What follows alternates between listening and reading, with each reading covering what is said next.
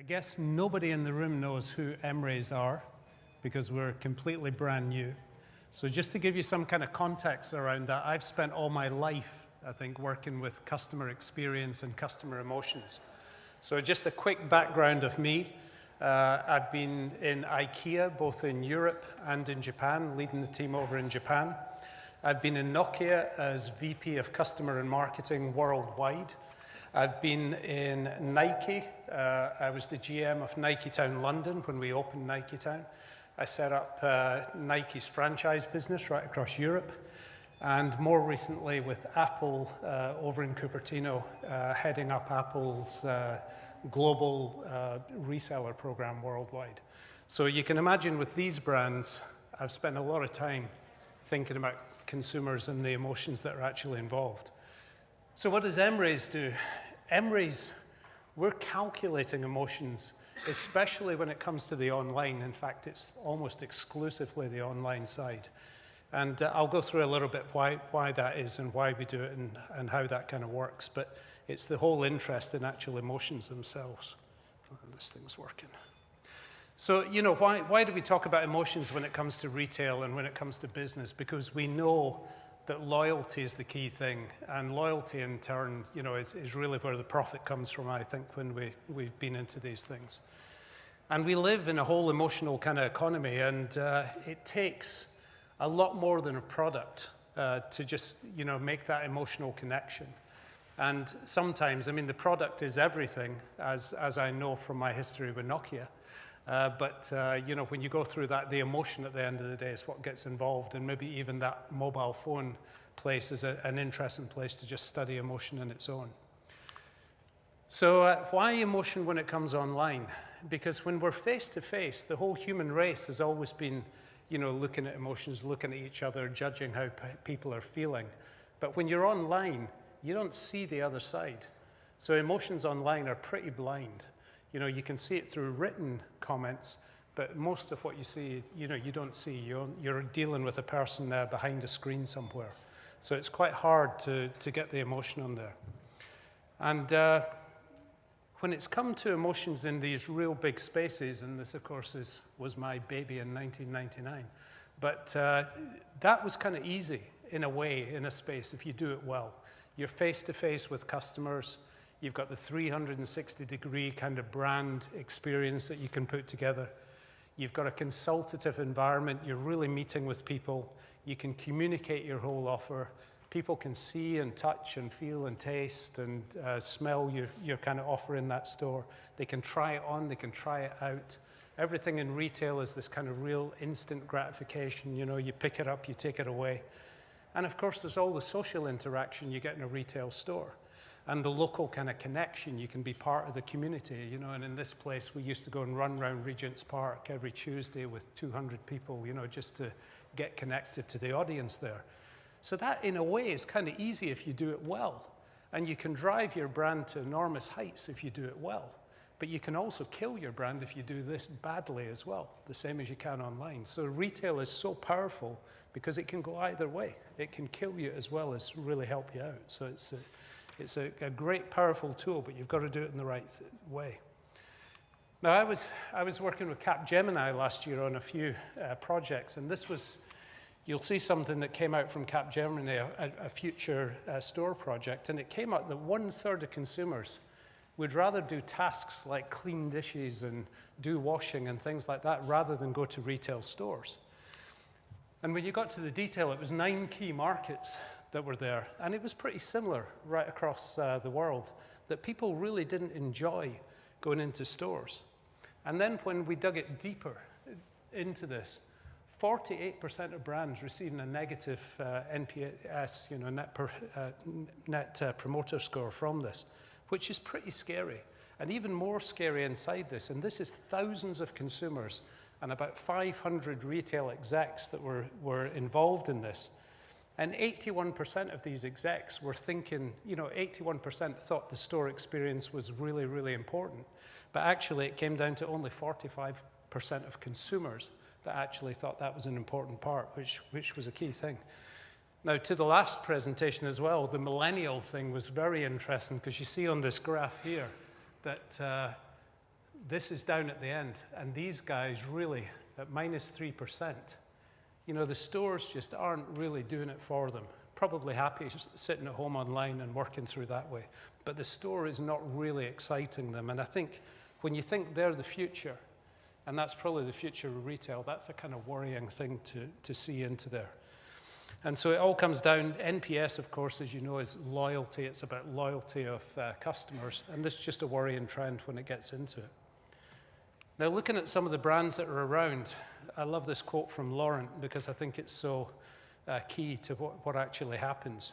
You know, you think of the history of retail as well. And retail, when I say retail, I mean every part. I see online and offline just as retail. The definition of retail being that you're selling a product to a member of the public for consumption, basically. That's what it is. So whatever way you do that, for me, is kind of retail. But you think of history of markets, of high streets, market squares, all these kind of things. The commonality of that over thousands of years has been this kind of sense of community and people coming together and communication and finding out. So I think, you know, what he says about humans craving connection is very key to how this whole thing's going to go forward. So what is this? I love this brand. This is my wife every time she visits Lululemon. She goes in and goes, oh, I love this brand. And she goes into these stores. Now, why does she do that? Okay, she does yoga. I can see the connection. She's going to like that kind of environment, and she's going to like going into it. But you know, what happens if she goes in there and her size is out of stock, or the quality of the product's not that good, or the staff are too busy on the mobile phones, or they're doing something else, they don't take care of her? You know, what happens if she goes online and the same thing, or she gets something delivered and it's 3 days after she expected it, and it's in the wrong size or the wrong color or something like that? She's soon going to fall out of love, and that statement's going to change pretty quickly. But the good side of this is, if the staff do care, and everything works right, and things are delivered on time, and all these parts go well, she starts telling all her friends. And of course, the brand is going to be successful. And she's going to form what will probably become a long relationship with that brand, as long as everything goes well. So that's the strength of this kind of emotional part to this. So I think the other thing that's really changing a lot of things right now is the way that your brand is forced into the media as well. And you've all seen this kind of news about, you know, the way media is reacting, but also the way advertising is being placed in alongside media. And, you know, Pepsi now has decided not to go forward with Google because they don't like where their ads turn up online, because a lot of the kind of sentiment analysis means that ads can be placed into the wrong places. There was a very classic one recently with McDonald's where the ad was placed alongside a news article that was saying basically a woman, a mother of 3, had died at the end of a marathon. And then McDonald's ad was placed in because it was a mother of 3 with a meal offer and all this kind of thing in that place. Now, this is easy to do because people are not recognizing the emotions from the news and placing the content alongside the right emotion, which is a key thing, I think, when it comes to brand safety going forward, and I'll talk a little bit more about that. The other thing is about, you want to really get into the right place when you go into that. So I think the last presenter talked about rational purchase and impulse purchase and all that kind of thing there as well. And so the emotion being right for that. You know, in my years at IKEA, we talked a lot about, you know, rational purchases where people have thought at home and said, okay, I need a sofa. You know, so I need to go and buy a sofa, and it's a rational need. But then when I get inside the store, if I can be persuaded that, you know, I need some cushions to go with that, you know, and I probably need a coffee table and I need a rug, and all this kind of stuff goes along, I'll get into impulse mode in that store pretty quick. And then if I can really be inspired because I see a room set with a sofa that is kind of beyond my price range, but I really want to get that, then I'll be kind of inspired to go that next level. Now, all of you who shop in IKEA, and I'm sure probably everyone has, 60 years it's taken for that model to get to the sophistication that it's at, where that is actively being done to you in a great way. And you come home with the candles and the toys and all the bits of stuff that you've never really wanted to get. But, you know, because the price was right or because you were hit so often with it, you come with that stuff. And I think that's the other behavior that emotion really brings out if you do it really, really well. So when we talk about brands, or the brands I've worked with and the brands that inspire me, they're living things. And why does Nike last so long? Or why does Adidas come through? Because they connect with emotions. And why does Nokia die? Because they just neglected thinking about the customer and got too wrapped up in themselves. And I know because I was there at that time.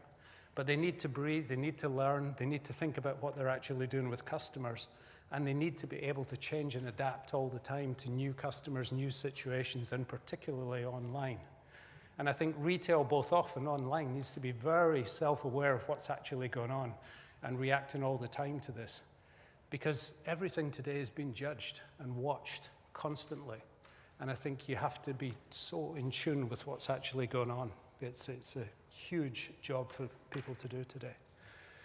So brands can be liked, and if you're really lucky, you can be loved. And if you're even luckier beyond that, you can be loved and trusted. That can happen in brands, very much. But most people fail to get this and realize that I'm not just selling something, and I'm trying to connect so that I get this person for a long time. And some brands, it's kind of easy. You could say, if you're an Apple, if you're a Nike, if you're a Disney, whatever, it's easy to make an emotional connection. Well, it's not. I've been there. It's not. It's damn hard work, and it's a lot of smart people that kind of bring that together and make it. But any brand can make these powerful connections, and I really believe that's the true side of it. So brands need the power to truly connect emotionally with their customers. I think that's always the thing that people need. Now, I saw a survey, I only found this the other day, and it's been around for a little while, by New Voice Media. And it's an interesting one to look up. But in the last year in America, companies in America, and this is a deep survey these have done, have lost over $60 billion in sales through not satisfying customers. And this is on and offline sales. So it's around 62 billion they lost in there. That's a 51% increase since 2013 when they did a previous survey. So it's a huge amount of money. Now, why did they do it? Because a lot of people that went online or went in the stores did not feel loved or appreciated. Now that's emotion, and that's a huge part of it. The other side was unhelpful staff, both online call centers, in stores, all the time. That was the number 2 reason. And the third reason was about lack of human contact. So when they really wanted to speak to someone, especially in the offline sales, they couldn't get through to a human being. Great having all these bots, but at the end of the day, someone's got to talk to someone. Now, the really interesting thing about it now is that 91% of people who get really upset, according to this US report, take action. And that's a huge amount. So that action is normally to go to your competitor. So the good news is if you're doing this well, that 62 billion is coming your way. The bad news is if you're the guys who are losing. So the money doesn't go away, it just shifts to someone else. And I think the worst statistic for it, for online companies and offline, is that 42% of people now will do what they say is take revenge. So they will take revenge on you by going on Yelp or Travelocity or whatever website they want to put and reviewing you. And that revenge part is the bit that's really hurting businesses, and you've got to be so careful of. But, gone are the days when we used to say, when I started in retail, well, if you upset one customer, they'll probably go home and tell 10 of their friends, and that was the worst kind of thing that could happen. Now, if they go home and they're upset, they can get to tens of thousands. It's a huge potential to kill brands. So I think earlier on someone said something about loyalty to millennials is probably the other way around. I think you were talking about that, brands need to be really loyal to the people as well as hoping to get them loyal to them, because the game here is huge in terms of that side. So it's really important to really connect and understand this point. Now, I found this when I was thinking about what's happening in the press. And this is actually from 1960, when Malcolm X said this. And it's, turning up now, when you think about what's actually going on now, And looking at this, how do you protect your brand when it's going in amongst all the news that's kind of going out today? And that's the part of it here. Retailers need to understand, and what we've been trying to do at Emrays is what we can do that no one else can do right now, and our AI is able to do, is we can put, if you say you want love and you want some emotional connection with your brand and you know exactly what it is you want to get, we can make sure that your advert only goes in with the news that's carrying that same emotion. So maybe it can eventually, we would love to see that it just killed bad, angry news eventually, because there'd be no advertising revenue and actually putting that stuff out there. But that would be the way to do it. So trying to get your brand only in where the context in terms of emotion is a good place to be. So that's really what we're trying to work together to do. So I think the way forward is pretty clear. And you know, today I work with the online side, and I also consult with a number of big brands about their customer experience. Retailers, there's no doubt, if you're going to survive here, you've got to be top of your game 24/7, because 24/7 is your online part of your business, and you just have to be on top of that. And protecting your brand is everything, and we work on tracking the emotions associated with brands through the news, through Facebook, through Twitter, all this kind of thing, and gathering a knowledge of what's actually happening with the emotional response from customers. And then, in a way, if you can do that, you can then respond appropriately and in a timely way, because we can even, if we see something going out, we can even predict what that emotional response is going to be and calculate it very accurately. So it's a way of being able to be in control of what's happening with your brand out in the press. So I think that it's always going to be a combination of technology and human beings, and I think that's always the best combination. And that would drive the efficiency. And I kind of see the future of retail being that we would automate a lot of the back office stuff, a lot of stuff that's away from the customer, and really put the focus with human beings where the customer actually is. And I think the technology exists today to do so much of that. And I think my frustration, having been in retail for over 30 years, is retailers are really slow to move. They're really behind the curve, and things are moving like a rocket right now. And it's, oh, you know, we haven't got the budget, or something's here, we're having to do some cost cutting, and we're having to get out of this. And retailers go through these modes. But I can tell you today, there are retailers who have got it, and they're just going for it with the new technologies, and they're adopting, and they're going to be the ones who will be here in years to come. And there's others that are just going to be lost in the wave of this, because it's a tough world out there, and there's a lot of focus needs to be just on the customer, understanding. And I think only if you can understand that customer do you have the chance to use these insights to improve and take yourself forward into what's actually needed in the future. So that's where we're at. So that was it. Thank you.